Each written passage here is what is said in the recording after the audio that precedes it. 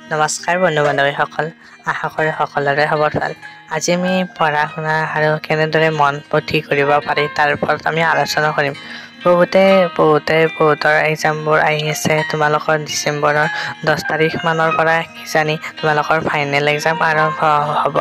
তাৰ বাবে তোমালোকে কেনেদৰে প্ৰিপাৰেশ্যন কৰিব লাগিব তাৰ ওপৰত মই আলোচনা কৰিছোঁ। প্ৰতিটো পাতৰ ইমান দীঘলীয়াকৈ প্ৰশ্ন উত্তৰ আছে বা যিমান দীঘলীয়া চিলেবাছ আছে তোমালোকে গোটেইখিনি কভাৰ কৰিব নোৱাৰা। তোমালোকে পাৰ্ট বাই পাৰ্ট মোৰ ভিডিঅ'বিলাক তোমালোকে ভালদৰে চাবা বুলি আশা ৰাখিলোঁ। আৰু যিবিলাক তোমালোকে বুজি নোপোৱা সেইবিলাক তোমালোকে এটা সৰু বহীত নোট কৰি ল'বা।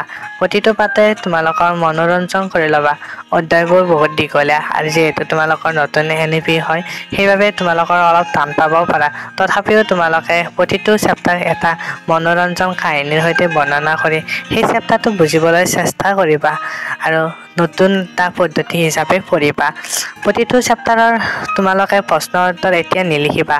প্ৰতিটো চেপ্টাৰ তোমালোকে যিমান পাৰা সৰলভাৱে বুজিবলৈ চেষ্টা কৰিবা। যিবিলাক চেপ্টাৰ আটাইতকৈ দীঘলীয়া হয় সেইবিলাক চেপ্টাৰ তোমালোকে এটা সূত্ৰ হিচাপে ভাগ কৰি বা পাৰ্ট বাই পাৰ্ট ভাগ কৰি তোমালোকে ধুনীয়াকৈ পঢ়িবা আৰু সেই বস্তুবিলাক তোমালোকে এটা ধুনীয়াকৈ কবিতা হিচাপে তোমালোকে পঢ়ি মনত ৰাখিবলৈ চেষ্টা কৰিবা। যদি ভিডিঅ'টো ভাল লাগে প্লিজ তোমালোকে কমেণ্ট কৰিবা। হয়তো তোমালোকে বুজিছা কেনেদৰে পঢ়িব লাগে, কেনেদৰে তোমালোকে কম সময়ৰ ভিতৰত ভাল নম্বৰ পাব লাগে। তোমালোকে ভালদৰে লিখিবা, পৰীক্ষাত ভালদৰে লিখিবা বুলি আশা ৰাখিলোঁ। তোমালোকৰ সকলোৰে পৰীক্ষা ভাল হ'ব। তোমালোকে কিবা নোৱাৰিলে প্লিজ মোক কমেণ্ট কৰিবা। ধন্যবাদ।